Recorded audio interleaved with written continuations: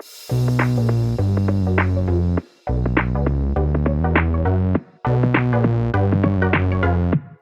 welcome everybody to another episode of Chris and Dave's Reality. I'm one of your hosts, Chris, and my co-host and very good friend is Dave. Hi there, Chris, and hello to our listeners out there. Welcome to Chris and Dave's Reality TV Cast. We are covering MAFS UK Series 7, episodes 5 to 8, or Week 2, Chris. Now, first of all, before we get into MAFS, welcome back, sir. Well, I may have missed you, Mr. Horrocks. My love of Las Vegas, as you know, was fully rectified last week after 4 years. And we went to New York as well. Had a great time. We were up on money for the first time ever going to Vegas. We don't bet a lot, but we were, just doing low spins. But we all ended up with about $500 up each, which was enough to drag over into our spends in New York. So yeah, I had a great time. Met my sister. I've not seen her for since last time I was in Vegas. She come down from Vancouver with her husband, and honestly, it was a ball. But Dave, went to New York, did everything in the first day, and then for 2 days we were bored and pretty pissed off with everyone in New York because they're all rather rude, most of the people. Yeah. Sounds like you fit right into New York, to be honest. Walking around angry. What's Spider-Man pointing at each other? Have I ever told you? I can't remember.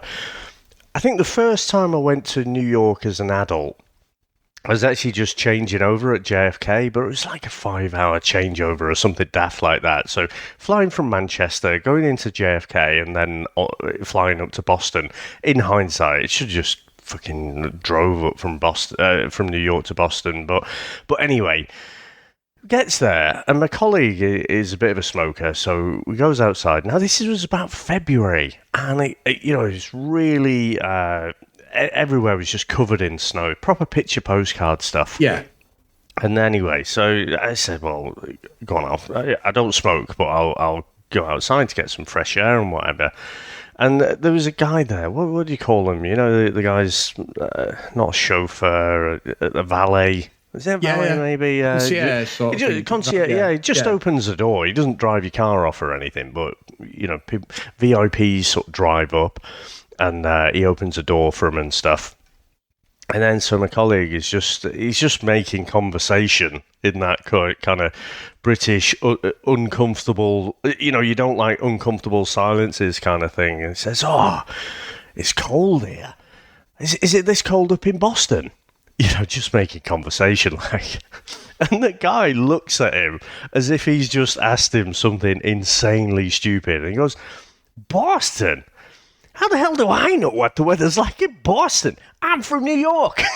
In a really fucking aggressive way. And then anyway, we were just like, right, should we head in then? Just waiting for the fucking gun to come out or something. But I know. I love New York, but it is, it's just a bit different from Vegas, obviously. Yeah, and you know what, Dave? You get that. The one thing that makes me laugh in America is they just want tipping for fucking anything. Someone holds the door open for you and they want a tip. You say about that concierge guy. The day we were leaving for New York, like yesterday pretty much, because obviously it's a long trip back and everything with the times and everything. You're trying to keep on English time when you get home. And this guy had not spoke to us all week. He'd not opened the door for us. He'd not said anything. Oh, yeah. As soon as he sees me carrying all the cases outside to the taxi, he opens the door of the taxi and puts one case in and wants to tip. And I'm like, you fucking charlatan, you absolute blagger. Did you tip him? Yeah, I did actually. Yeah. I don't choice did but he's funny because like we went to Vegas, it was so chilled, it was so relaxed, and we said that we shouldn't have gone to New York afterwards because it was just too contrasted. Obviously, two different sides of America anyway, the East and West Coast, but they're just so, it's a working city. It's like Manchester, it's like London, it's got all the sites there, and everyone's just in a rush. Nobody's got any fucking manners, So it wasn't just that. We did everything, and because we've done it before, we'd left stuff open, and we did it in one day. We walked 13 miles in the first day. It was ridiculous. We did so much walking and sightseeing. We should have saved it. So by the second day, you saw the pictures, and people who follow me on Twitter may have seen it, but I ended up, Sam wanted to roller skating. We'd done ice skating at the Woolman ice rink in the middle of Central Park at Christmas. But no, she wanted to do roller skating. I have never done roller skating, Dave. At least if ice skating, I can say I'd done it, and I did it as a kid. And up to about 16, I used to skate like quite regular. Not amazing, not fucking Torval and Dean, but I could skate. But with roller skating, I thought, I used to skateboard all the time. I'd be fine. Fucking hell. It was the scariest thing ever. I just kept thinking I'm going down it. And I didn't go down once, actually, but it just wasn't for me. So we wasted a bit of time doing that. And it sounds like, because I kept thinking, because I'm doing obviously my vlogs, Phelps travel vlogs, if anyone wants to see the vlogs of the holiday on YouTube. But I'm doing my vlogs, and I was trying to, me, I'm always like too honest sometimes, and I'm opening me gob and I'm talking. And then after I'm thinking, does that sound like proper privileged shit? Like, so I'm like, oh, it wasn't as good. Yeah, it probably does, because some people can't get to New York, and I didn't want it to sound like that. I was just being honest, like saying, like, I don't think we'll ever go back to New York for a long time, if we do at all, after this, because I think once you've done it once or twice, that's it.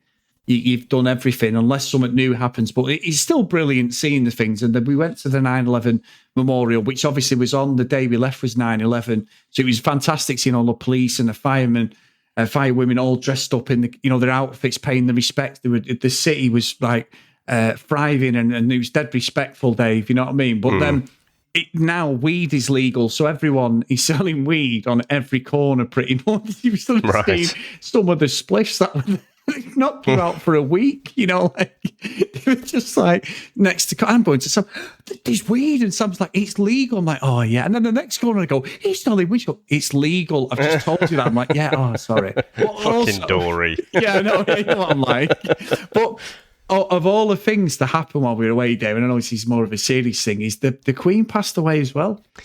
So monumental, wasn't it? Yeah, because I'm not a royalist. I've never been a big royal family fan. However, I was quite sad about it. Thinking, well, she's always been I think in everyone's lives, hasn't she? Even our national anthem's just changed in a week that we've known for our 40-odd years on this planet. It's always been God save our, gracious Queen or whatever it is, and watch the footballers sing it right now. It's King, so it's. Yeah. I just think the whole thing that the country and the whole of the UK has pretty much come to a standstill, haven't they? I did see. I've got to tell this story, Dave. I've got a sad note, and obviously, how you're feeling with it, but some guy is having problems with a company trying to get his money back. They only put on it, oh, I'm sorry, we're not doing any refunds until after the funeral next week. And I'm like, some people, honestly, some people are just ruthless, aren't they? You're like, wow. And it's on Twitter, this big thread, this company say, I'm sorry, we can't, we're too emotionally drained on this. We're going to sort your refund out next week at the earliest. It's just like, wow. Yeah, I mean, it is a weird one. As the saying goes, not a bad innings by any stretch. And no. I know lots of people feel very differently about it, but, for us, it's been there for our whole lives. So it is a bit strange, so... Yeah, I haven't really got that much more to say to it, other than fucking bank holiday, Chris. I know, well, you've got a bank holiday. And you know what, when you know this, when we go to America and you do it yourself, a lot of people think that like we're Australian, and they always say like, I've had loads of people say, so this time I didn't. So when they knew you from England, they were like, I must have had about 20 people say to me from when the Queen passed away on the Thursday, was like, oh, I'm so sorry, condolences. And obviously Vegas was lit up, amazing, Dave. New York was, Times Square is phenomenal. The tributes on the hotels and the buildings and everything, it was really well done. And their coverage was off the scale. I think that in some respects, they were as upset as like a lot of people in the UK are, so it was nice to see. And so it sort of did almost like a bit of a lump in the throat, I think, when you were watching some of the stuff about the Queen. It was nice, and I've never been a royalist, but bank holiday is always a bonus. We're a pair of bastards, right? Let's not talk about that. So anyway, let's continue being a pair of bastards, because I think, Chris, this crop of maths contestants, by God, I mean, we start off episode 5, and we have Matt's first lesbian couple. So we have Zoe and Jenna getting together. Now, what have you got to say about them? Well, it's funny, Dave. Now, me and you have got a take on this. So I honestly think that we can be and give our opinion on their what the crux was in their relationship. So they both get together. Jenna's really worried about the fact that she's had alopecia because of a serious accident, and I did think when I'd seen her every time, I kept thinking, I'm sure that she's wearing a wig there. Totally understand that it was a massive burden for her. She wanted to get it off her chest with Zoe. Everything was going great. I actually put in my notes like these seem like a really nice couple, which is always the fucking worst thing you can do on maths days is to judge a couple straight away. Go, what a couple these two are. When Jenna, now, what I would say is Jenna is a vegan. Zoe isn't. Now, me and you, I did vegan for less time than you. I was vegan for about 10 months. You were a vegan and you're vegetarian, aren't you? So, yeah. That's correct. So we've both done veganism, like we've done it. And I found out that I was doing what Jenna was doing, was trying to convert people. And when I've been, and Sam said that the joke is in it, when someone's vegan because they fucking tell you, and I didn't realize I was doing it, like telling people I'm vegan. I went to New York last time I was vegan, couldn't get any food anywhere other than Whole Foods, which was nonsense. But it's, when you read into a plant-based diet, it's really beneficial to. I'm not a vegan now. I'm back eating meat and everything, but I did do it and I understand it. My brother-in-law had a discussion with me when we were away because my sister and brother-in-law are vegan. He's like a top vegan chef. And they always try and get me to go places in Vegas. There's a place called a Redwood restaurant at Resort World, and its food's supposed to be, you cannot tell it's vegan. And I had a vegan Philly sandwich in another restaurant, and it tasted like meat, it tasted like steak. It was unbelievable, so nice. And I enjoyed it. But my brother-in-law actually said something really silly, and I've only watched this since I come back, obviously this episode, but he said to me, you know what? He said, we realise now we've been vegan for like 10 years. We literally were trying to change the world.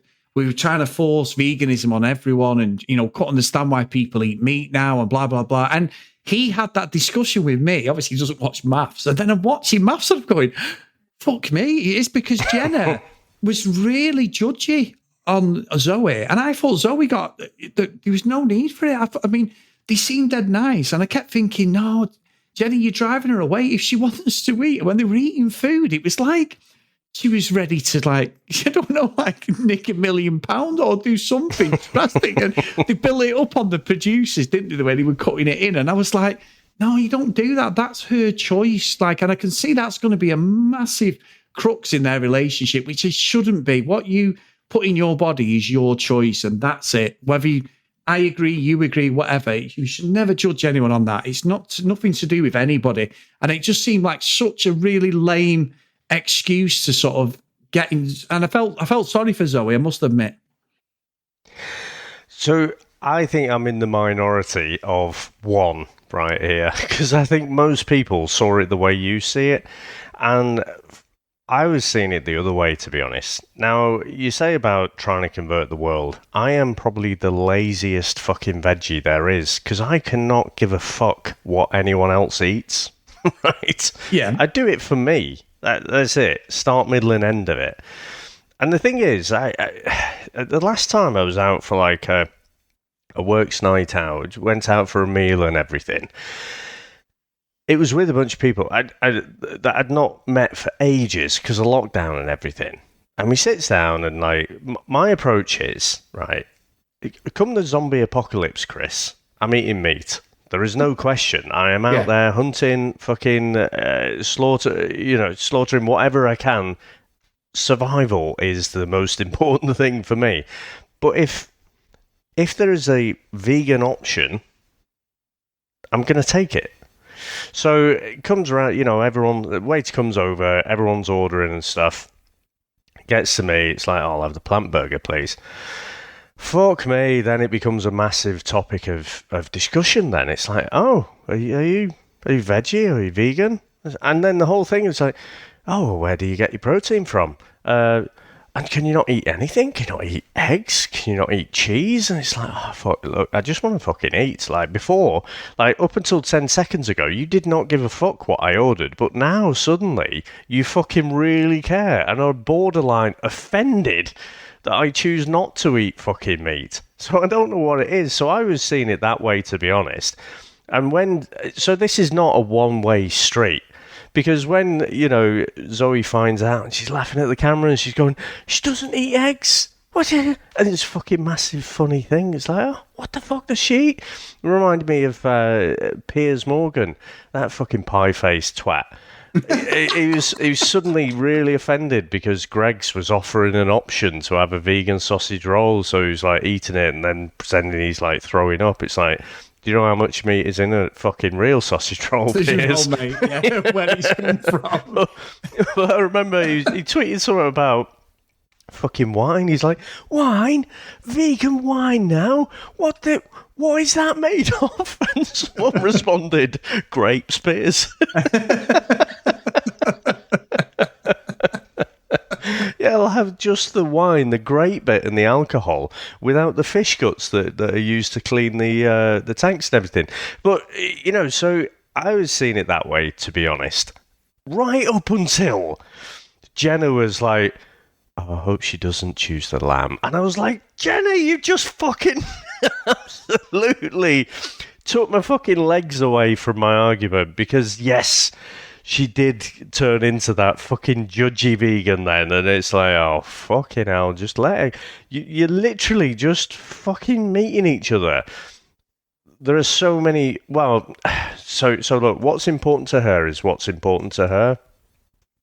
To me, I wouldn't give a fuck. But to her, if it is important, then she should have fucking said that when she was telling the experts what she was looking for in a marriage. Yes. So, if it's not on your fucking list, then don't try and change someone. Like, if they want to eat meat, and the other thing, to flip-flop the other way, Chris, what was it Zoe said? She said something about, I don't know whether I kind of want to have it, medium rare or something. I'm not sure the lamb really gives a fuck. Why does it fucking... Why does that matter? It's like the lamb's up there in lamb fucking heaven. Like, oh, fucking hell, thank fuck for that. She's not overdone me or I don't know. I don't know what she was thinking. But yeah, there are definitely two ways to look at that. But I think both of them, in that scenario, I couldn't really vouch for either of them. However, getting over that thing, I think there's more there, but it depends. I don't know.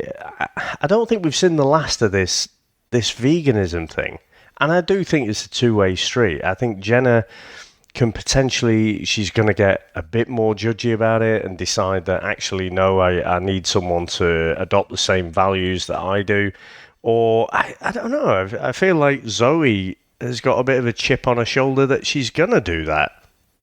You know what? You could be right, and you made a good point there regarding people's opinions on you, because I got that when I've flirted being a veggie over the last 2 years since I was vegan, and then when I was a vegan properly, was obviously you helped me. I watched that Game Changer thing on Netflix, didn't it? That got me into it. That, and I was really like for the health side of it and that, and I did see health benefits from it. Definitely, I lost a little bit of weight, stuff like that, which is always a big crux for me. But I found that people got really irate that I was vegan, and I wasn't bothered.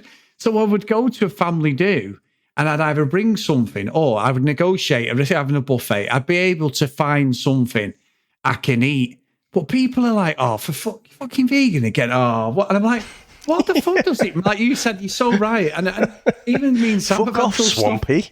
Stop trying to change me. We had dust-ups over it, me, Sam, and Jordan, where it's like we go out and I'm like, "Yeah, I'll have whatever. Oh, come, just have something." I'm like, "No, I don't. That's my choice. I don't want to do that." So I think I became so going back to eating meat again was lockdown, because everything was shut and all I was eating was fucking toast with Vitalite because I couldn't get anything. So I ended up sort of relenting, and obviously we didn't want to have two lots of shopping because the things were tight. And that's where it happened. But then I went back veggie.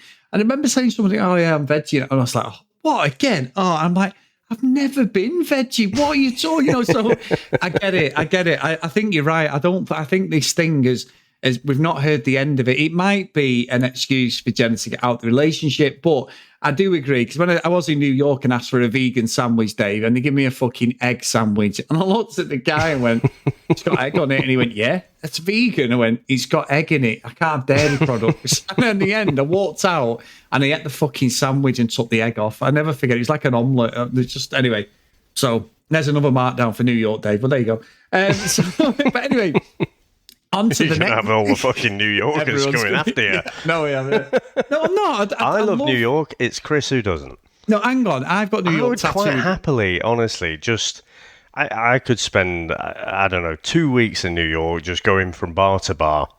Oh, I could do that. I went to a few. Well, I ended up in one bar, and it was a fucking Liverpool bar. I sent you a picture, didn't I? Yeah. Walked in, we were like, "Oh, let's go and get a drink." Get us a That probably cider. didn't help your mood, to be honest. Fucking Sean's bar on 48th Street, and there's fucking the Liverpool badge. I didn't even see above the door.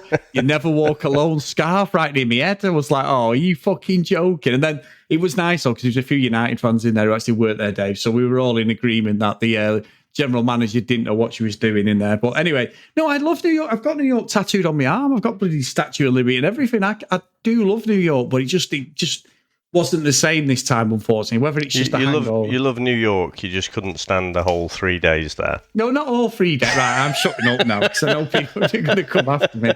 No, it was more. I don't know what I was expecting. It's my own fault. I know how busy and lived in New York is. Vegas is the opposite. You go from one side to the other, and it was the wrong decision to do them two cities one after the other, I think. I think you've done them the wrong way round. So I went to Vegas first time 2001 and did like LA and Hollywood, and then on to Vegas. Yeah, I should have done that. I agree. I think if you'd have gone New York and then Vegas, it'd have been different. Yeah, I agree with that completely. It just didn't work the other way, but there you go. So I apologise to anyone who's listening from New York. Don't come and get me. It was just a hangover, I think.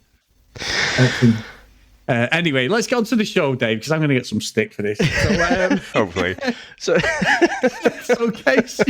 Keisha and Kwame, Dave, look, together aesthetically, as a couple, they look great, but they teed Kwame up before on the VT from episode 4 of you sit on that bed, I'm going on this. And I was like, oh, and this was just before I went away. And I was like, oh my God, this guy, what is this guy doing? And blah, blah.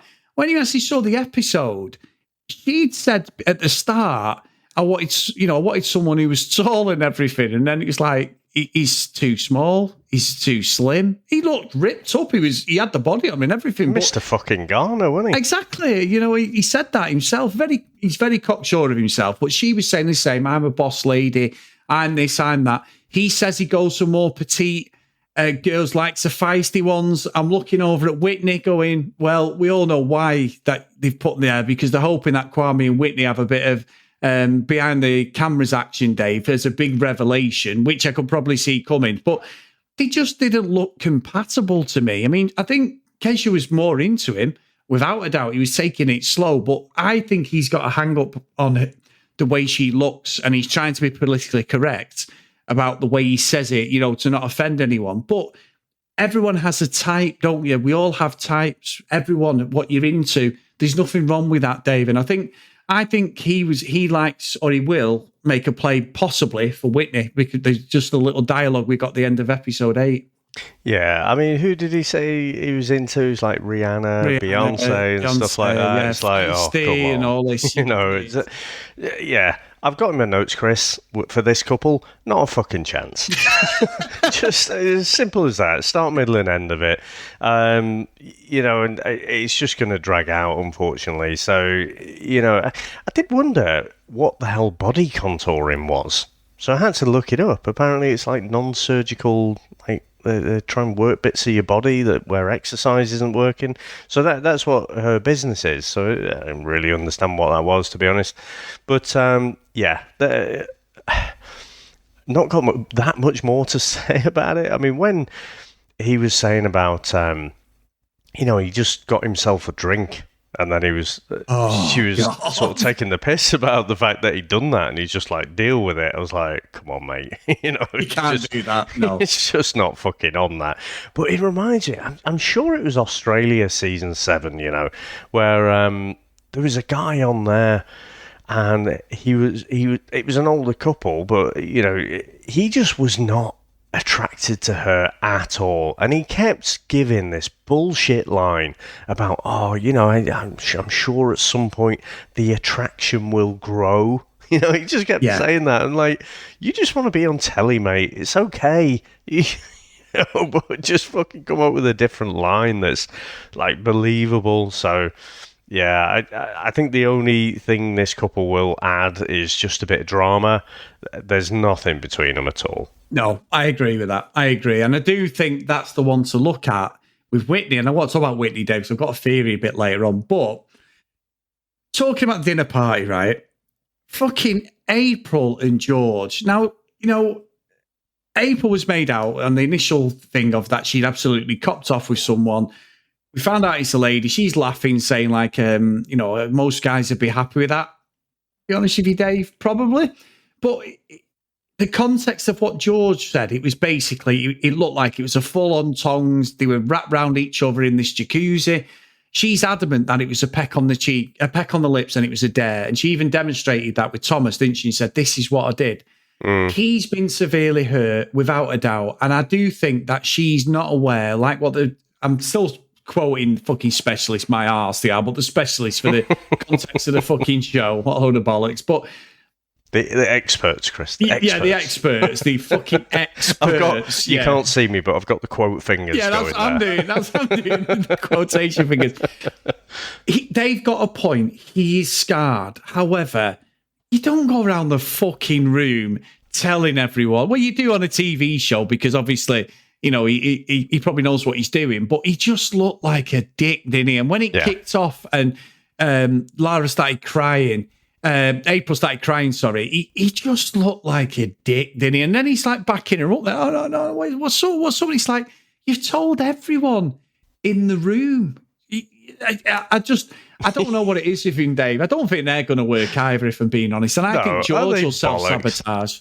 Yeah, absolutely. I mean, look, she's, what is she, Miss Great Britain or something? But serial fucking reality TV star, been on all sorts of different shows. And he is just a drama queen, isn't he? I mean, like you say, last week when he was giving it the old, she's been intimate with someone. It's just like, it was a peck on the cheek. Whatever the fuck it was. But he was making a massive deal about it. But then, like you say, he's telling different people. And Richie suddenly thinks he's fucking Dr. Love. It's terrible, that, mate. Oh, no, what are you doing? It's like, Richie, fuck off. You fucking 50-year-old, never been in love, clingy fucker. I'll get to you later. But George, he can't fucking tell everyone and then go, well, I don't know what everyone's going on about. You massive fucking bellend. But, the experts, Chris, did have a little bit of a point about April. She's never really considered, like, George's feelings. She just kept repeating the fact that, well, it was just nothing. Why is this becoming a thing? It was nothing. Rather than just saying, look, here's what I did. To me, it was nothing. But I appreciate, for you, it was something, and I'm sorry about that. That's all it would take, in my view. But she's not actually. She's just your classic fucking narcissist on these dating shows, Chris. So she's not even thinking about George. She's just like, does this camera angle make me look good? So, yeah, I think April and George, both, I said last week, both obviously influencers and stuff. No fucking chance. I also think, he's got 4 kids. She's what, 32? It's a lot to lump on someone, really, isn't it? To go from 0 to 4. I just think there's not much chance of this couple working at all. But they'll both try and maximise their screen time. Yeah, I think so. I think you're going to pop up all over. And I thought George seemed to be quite, the way he was chatting with Lara was quite nice, Dave. You know, Richie's, because Rich is showing to me a bit of, what's he called? Fucking, the bell end off Love Island. Gemma Which and Luca. Gemma and Luca. He's fucking armed. Well, we'll talk about them two bell ends in a bit, Dave, as well. But but God, Richie, I've missed this. Yeah, no, Richie, he's just the cock, and he likes. I mean, he's like that. Dave, he's been in some successful band tour in the fucking world, right? And he's probably there going. Has he really? Have you ever fucking heard of him? Hey, we're massive in Oldham, Dave. How dare you? No, but I'm saying, like, he's been in a band like that, and he's there going, that is disgraceful. And I'm like, okay, fair enough, mate. I don't believe him. And it's either that or he's lived in his spare fucking bedroom like his whole life. Yeah. And, you know what I mean?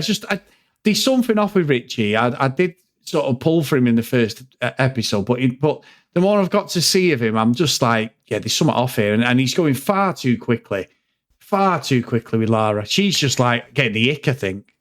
Now, you have been away, Chris, but I don't know if you'll have seen that someone posted on our Facebook, Richie was on some other dating show about fucking 10 years ago or something. It might have been like Take Me Out or something like that.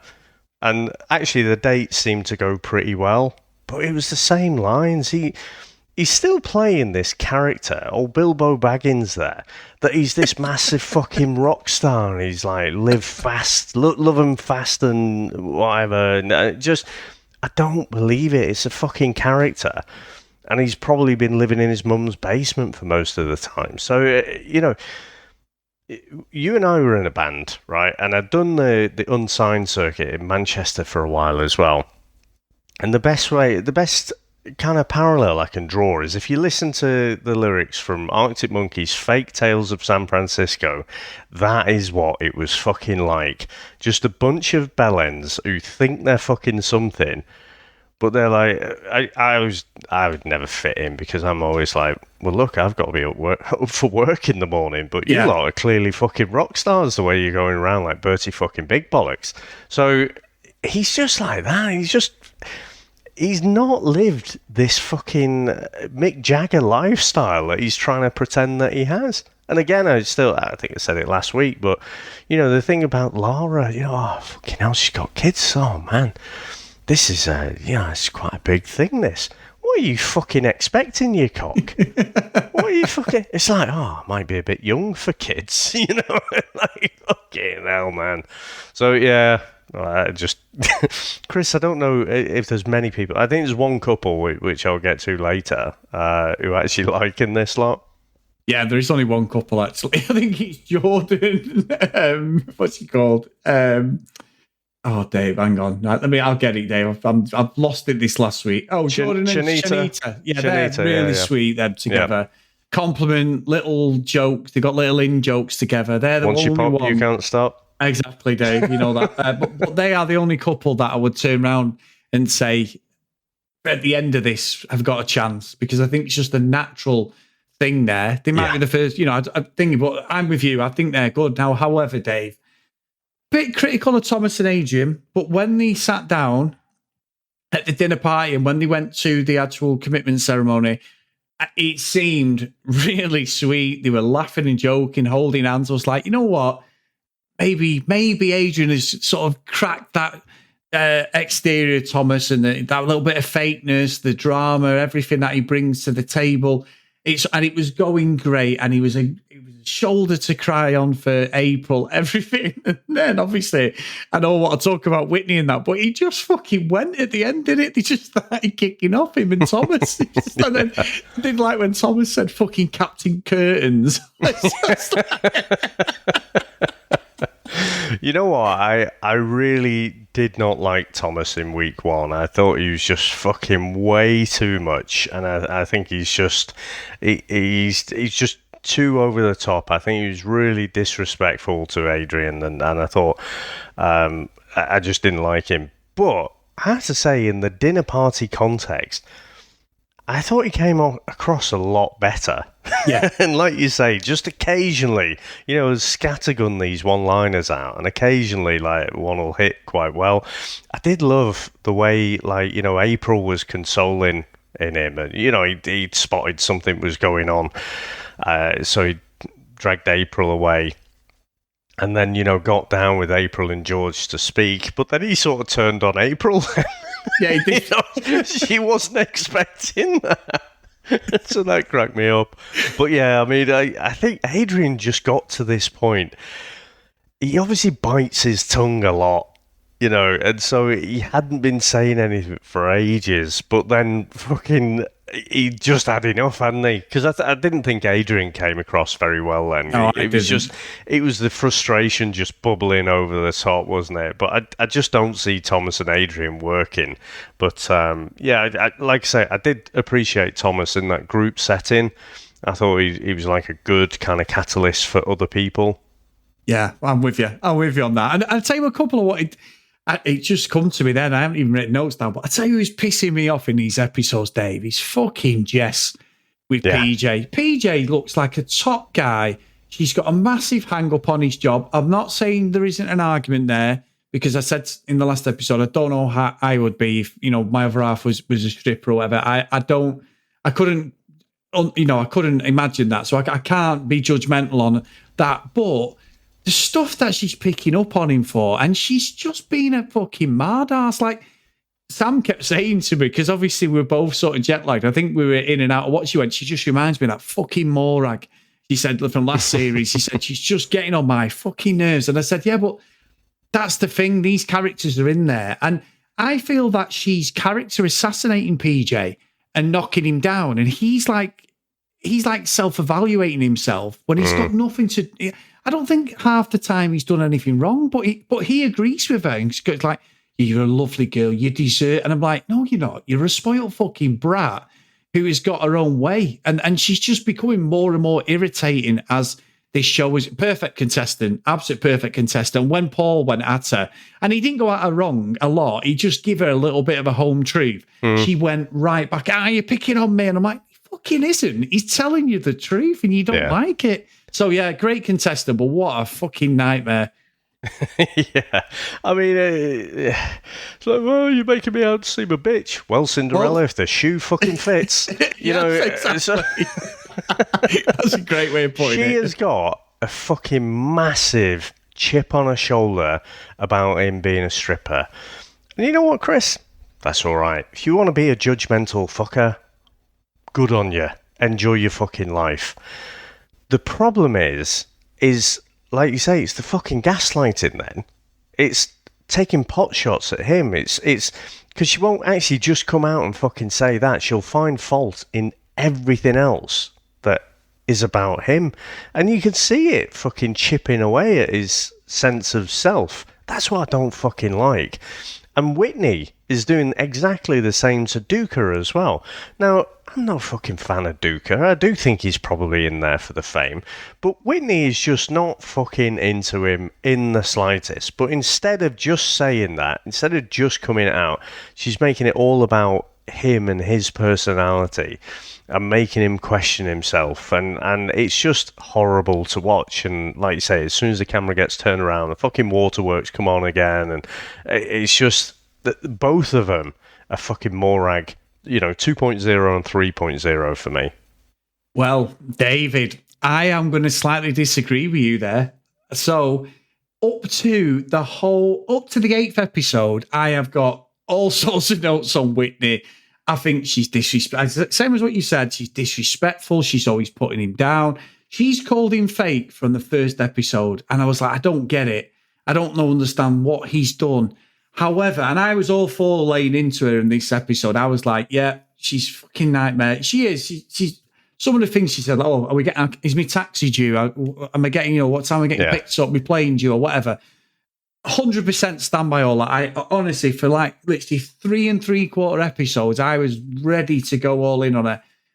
When she said at the end, though, Dave, for me, he's fake. And he's like, what do you mean? And he said, well, he's already saying I'm going to get loads of, and I'm quoting her there, pussy and girls in my DMs, blah, blah, blah.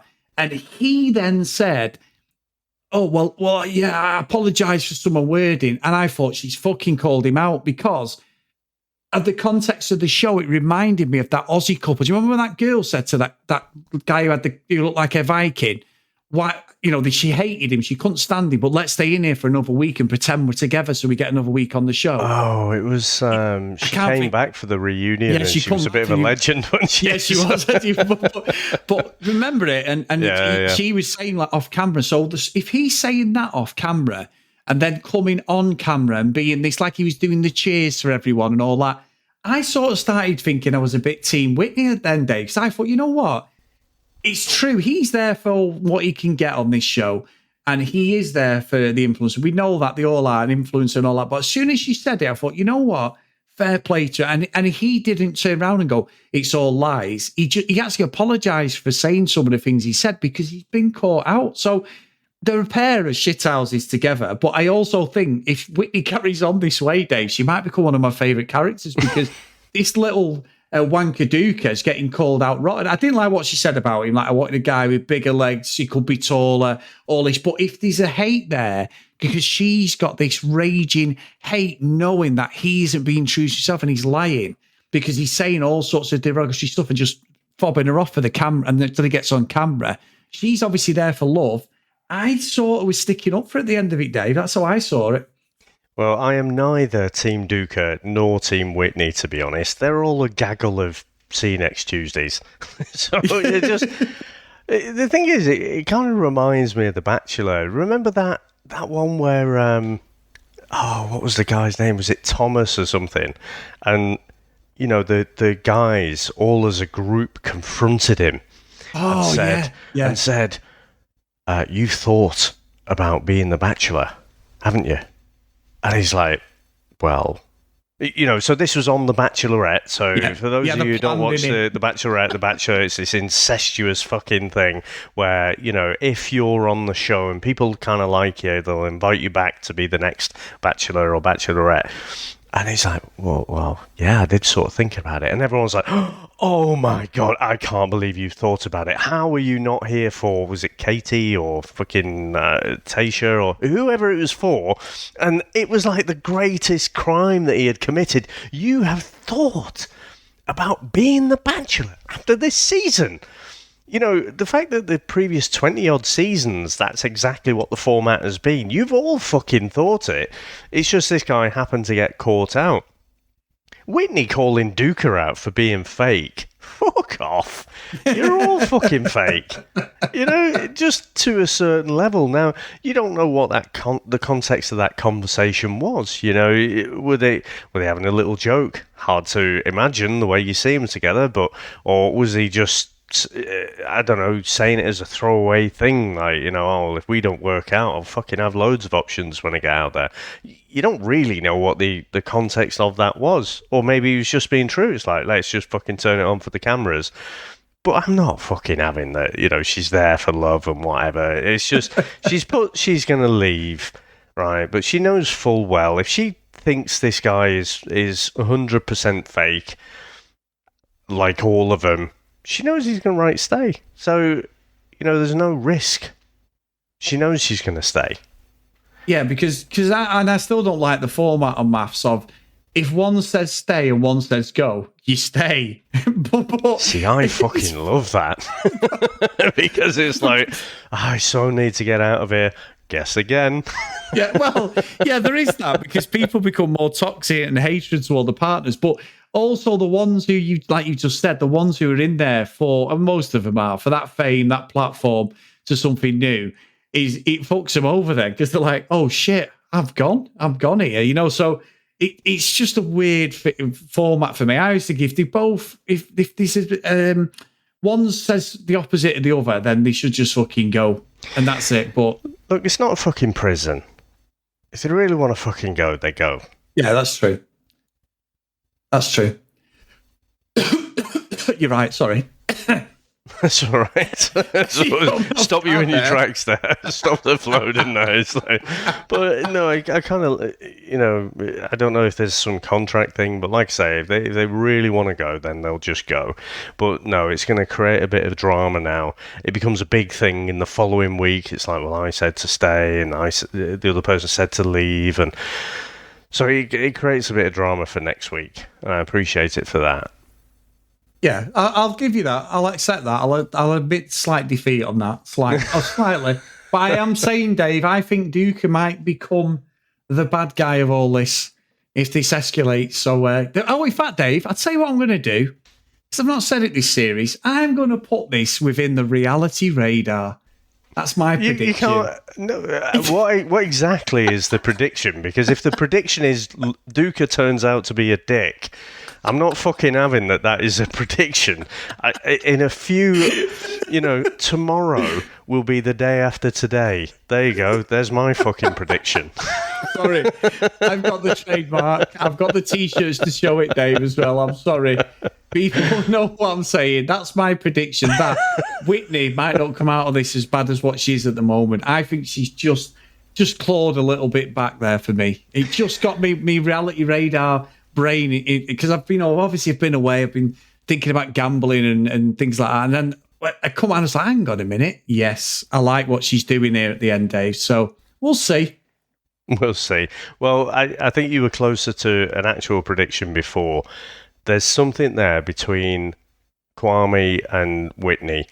We saw this with the Australian editing as well, and the dinner party when that fucking bellend, what was his name? Oh, I need to be more specific. But the gym guy. Yeah, they just split up with Carolina. Yeah. So they showed that specific interaction in the dinner party because they knew that would pay off later on in the story as well. Exactly the same is going to happen here. Yeah, I think so. And I can't take, reality radar for that day, because if I take all of them, there's nothing to play with in this. So, but I agree. I agree with that. I think it's just, you're right. That little carrot is there because there was a little smirk, wasn't there, and everything between them. Again, fucking expert. The experts, especially, what are they fucking called? The experts. Yeah. Yeah, just absolutely shit at this. For the TV, they might not, but that's the first sign we've seen that. Because in the last UK series, they had them two couples. Now, Bob has actually got a podcast, Dave, talking about maths, funny enough. Oh, nice. I hope he's not got reality radar, otherwise there will be copyright infringement. But he's with another lady, and they're obviously talking about this. But his partner, Bob, copped off with that lad, Jordan, and we didn't see that coming. Nobody had seen any interaction. There was no flashes. However, exactly what you just said, the Australian one, there was a little bit of something there, wasn't there? A little lingering thing with Carolina and that gym lad.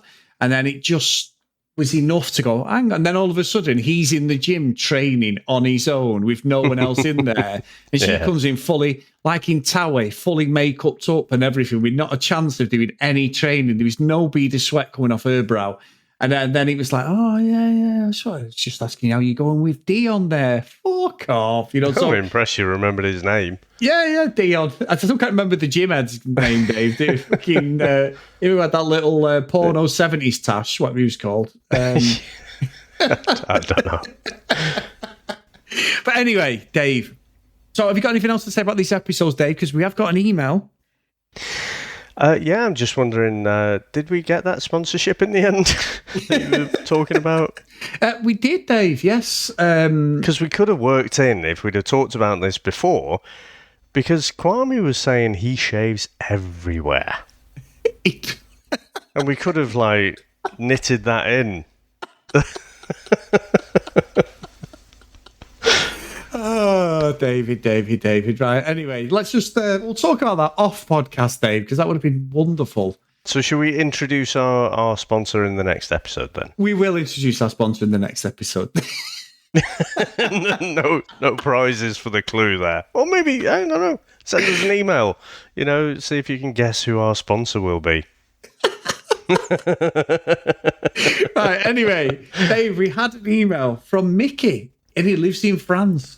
And Now, I was rubbish at French. I got an E in French because I always wanted to do Spanish. So he has put a couple of words as the title of this email. So I'm going to absolutely do this wrong. But he says, Appel de Vide. Oh, nice. I don't know if that's true, the right pronunciation, but there you go. He says, hi, guys. American expat reality TV fan living in France. I've just finished watching Love Island 2022, so I was too late to write and thank you for your podcast as I slog through that shit fest. A lot of fun. Anyway, in case you're wondering, the French had a term for that feeling of wanting to throw yourself off a bridge or into a train or whatever. It's called L'appel de vide or call of the void. Which is a great way to describe it. I've had this pretty much all of my life, a very strange feeling. Anyway, I have a feeling reality TV gives me a similar feeling, although I actually jump. I mean, you can't go much lower than maths. Thanks for the great podcast, Mickey. So great email that day. That's a good one. No, that is good. I think I forgot when I talked about that, but yeah, it's at least there's other people out there who just feel like jumping off tall buildings, not just when they've watched maths, but. And I don't know. Maybe it's Vide. Vide, yeah. The Vide. The Vide probably is the Vide actually. Yeah, Chris, I was back and forth to Belgium for like 2 years or something and learned hardly any French. I just remember from school, like they used to make us all laugh in school to say "Où est le banque?" and like "Where is the bank?" I know some swear words, Dave, on Kool-Aid, but you can't say that anyway in English. The only ones I know, but anyway, I honestly tried. It's been a few years now, but the best I could do, like, you know, when you were at school, they'd say like "Ça va" is "How are you?" Yeah, and then the taught textbook way, so the way they teach English kids to respond to that is "Très bien" or "Oui, ça va" or something like that. But apparently, "Ça va" is the response as well. So it's weird. So, like a conversation. So I'd walk in and someone would say, "Bonjour, ça va?" I say, "Oui, ça va." But so I just found that fascinating. I just thought I'd share that with you because it was a revelation for me that "ça va" was the response as well as the question. Well, Dave, I mean, it's been about 10 days and we haven't seen each other. And to say that all of a sudden the football world has turned on its head has been an understatement. Fuck off. Isn't it about time you thank the patrons? Years and years of you slating my beloved Manchester United, and Liverpool are absolutely on the back foot, Dave, and I am here for it, my friend. This has been glorious. There's a long way to go, but it's just nice to know that the greatest defender in the Premier League is going through the ringer, Dave, and I am here for all of it, my friend. Well, enjoy it, because I do think we're going to struggle this season, but I mean, I'm glad you are so happy that you've strung a few wins together and are 3 points above us. So well done for that. I'm expecting the DVD out in a few weeks. Now. But anyway, on that little bit of salty bombshell, I will thank all our Patreons. As always, go to patreon.com/CDRealitycast if you want to support us, guys. Big thank you to everyone. If you want to email us, cdrealitycast@gmail.com.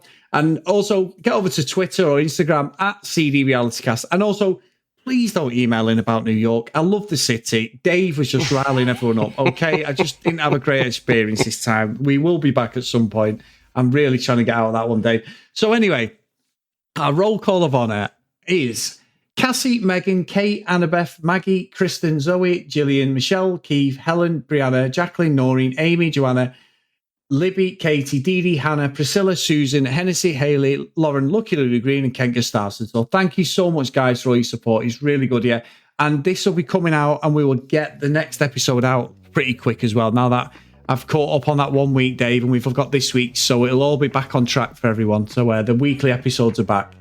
Yeah, I can actually watch Monday night's episode now. I've been holding off and trying to avoid spoilers and everything. So yeah, can binge a little bit now. But it's good to get back together, mate, because it has been a little while. And so thanks to everyone out there for listening, and we'll speak to you next time. Bye.